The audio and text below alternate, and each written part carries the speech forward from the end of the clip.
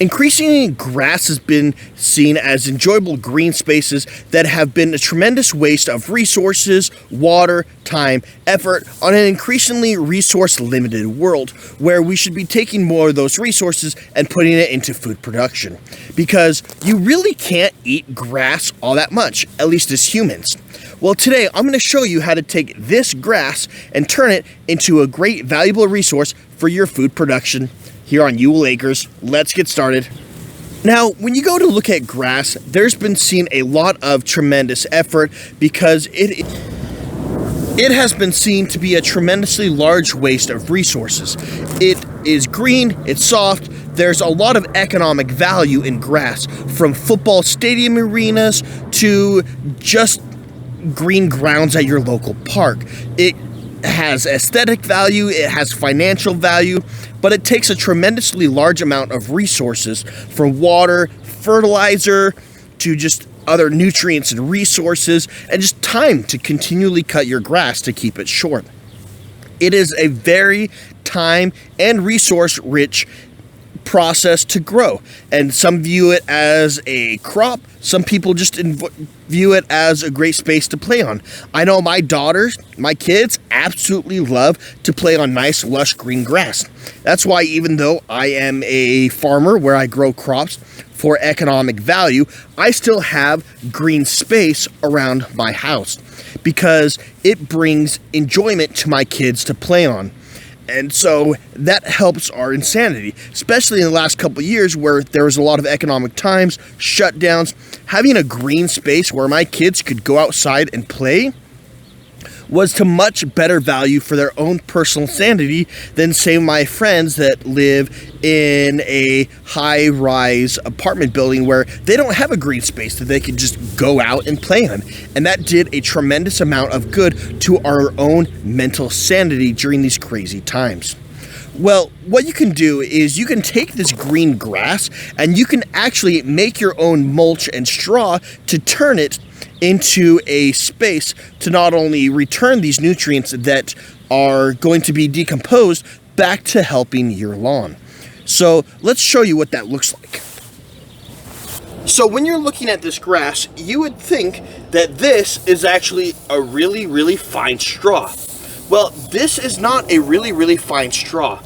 This is actually grass from my own yard, that green space that we were just in. So here's the process of how we take our plants from the nice green grass that's something not edible that I can't consume into peppers, tomatoes, and into vegetables that are going to be in a form that are able for me to use. What we're going to do is we're going to take the time to first cut the grass.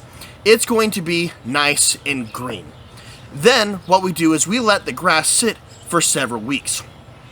If you were to take the grass when it's fresh green and put it on a mulch right above your material, that is going to be doing a couple things. When grass first dissipates, it's going to be green, really high in nitrogen.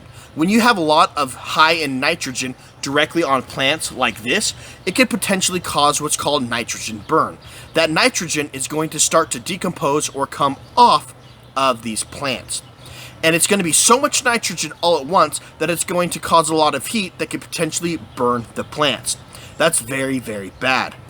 The other reason, and another very important reason why I do it, is because I live in the high west deserts of the western United States. Currently, right now, as I'm filming this, it is over 100 degrees. I'm reaching average temperatures of 103, 105 every single day. But yet, as you can see, my plants are very nice and green. Well, there's a couple of reasons why I do that. I incorporate multiple things to help them out. We use drip irrigation, so the water is directly on the ground level, so the water gets directly to the roots. The other thing that we do is I help to include shade. So I have these boxes next to my greenhouse over here. I also have them a little bit of shade cloth over top. So when you get the high noon of summer, these plants are going to get protected. They're not going to be scorched by the hot desert sun. I use a 50 to 70% shade cloth, and that filters out most of the extreme sunlight that would scorch these peppers. But yet, As you can see, they're nice and green, they're growing strong. Now, the sun has scorched them a little bit from the morning heat, but yet that's the heat, not the direct sunlight, that's doing it. And if you were to stick the grass clippings directly on this, as it decomposes, it's going to create heat. When you look at a compost pile, there's sometimes recorded where it can get 160 degrees in heat to help kill seedlings and other weed seed that you don't want from that heat. That compost is how the nutrients break down, is extreme heat.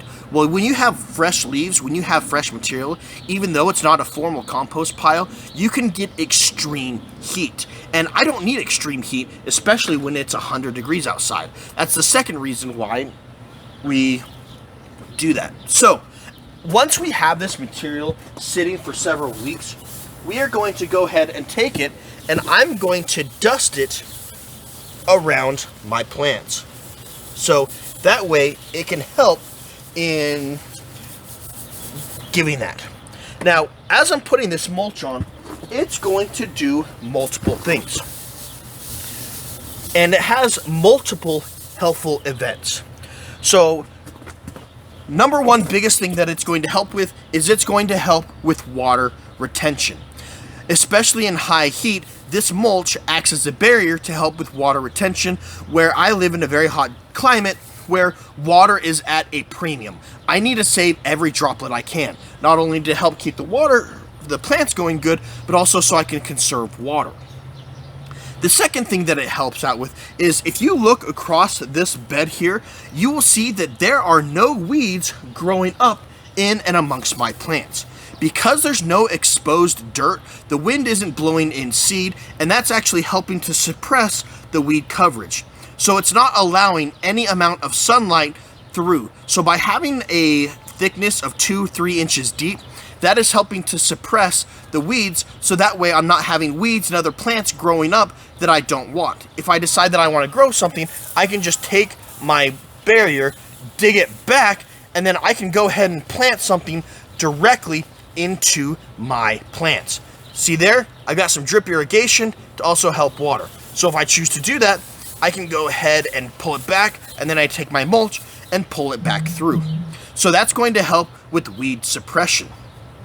The other thing that it's going to help with is if you look here on some of my peppers that are growing, these peppers are going to be growing directly on the ground. And when you do that, you can potentially cause blossom end rot or other issues that are going to have issues with the fruit sitting directly on the ground. So by having a mulch here on the ground, that's going to prevent the fruit, the peppers, the green peppers, the Thai chilies, all these different plants. The fruit is sitting on top of the mulch rather than the direct dirt. So it's going to help to protect the fruit to be a much higher quality. It's going to help protect from bugs. It's going to help to suppress the weeds. But after all is said and done, all of those most beneficial factors, there is another long-term benefit that this mulch is going to have that is not immediately evident. Right now, I'm saving water. I'm helping with weed compression. That's the here and now. If you look, when I pulled this back, this is a really dark, deep, rich, good soil. Why is it that even though I live in the hot desert climate where it's super dry, I have very heavy clays in some areas, very heavy sand in other areas? How is it that I can have such good soil? Well, there's two reasons to that. One is these are raised beds. I specifically brought soil in that's going to be a little bit higher quality. The second thing though is this mulch, after the season is over, I'm not going to dig it out and let this be bare dirt. What I'm doing is I am taking this mulch and I'm digging it into the soil, helping to improve it. So at the end of the season, it's going to break down. It's going to add nutrients. So the nutrients that I add to my grass, the nitrogen, phosphorus, potassium, iron, micronutrients, is growing into this dry grass material. And when I'm doing that, some of it's going to dissipate to the air as it decomposes, but some of it is going to add organic matter to the soil. Some of it is going to add nutrients. So I'm essentially doing a small compost pile.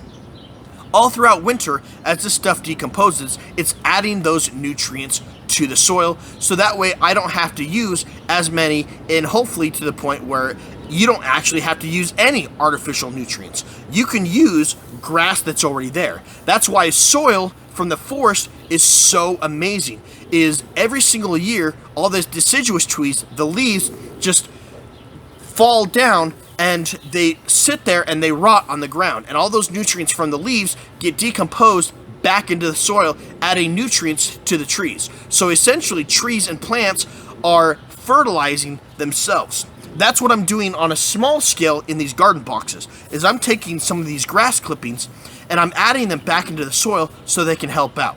So in a nutshell, I'm doing multiple things.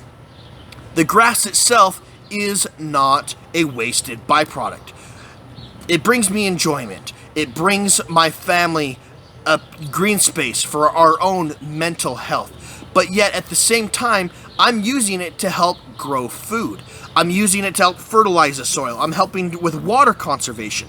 I am helping with weed suppression so those weeds aren't taking the vital nutrients away from the plants that I'm trying to grow. All of these things combined are being used so that way I can help to grow the food that I use, whether they're chili Thai peppers, whether they're green peppers, tomatoes. I do this in all of my raised garden beds. So don't feel guilty for having a little bit of green space. There's people that have great permaculture forests that are doing great things that have taken out their grass. I fully agree with that. Let's lessen the amount of green space that we're physically having, because it is a lot of wasted space. But I personally am an advocate of having some green space, not only for our own mental enjoyment, but also rather than just cutting it and throwing it away, we can keep this material to help create our own mulch to help with our raised garden beds. There's no need to go to the farm and ranch store to buy straw when you can make your own straw for literally as a byproduct. Use the byproduct as a main product to help out. This is just another form of reduce, reuse, recycle, and trying to become a little bit more one with nature, which is what this whole channel is about. It's what I personally am an advocate about. Find ways to use your resources more efficiently.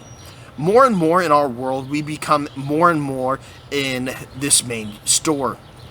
This world is limited resources.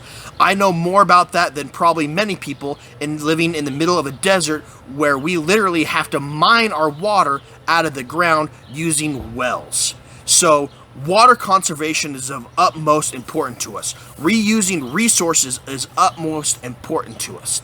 By doing these things to better try and help improve that, we can better not only learn with nature, but coexist with it.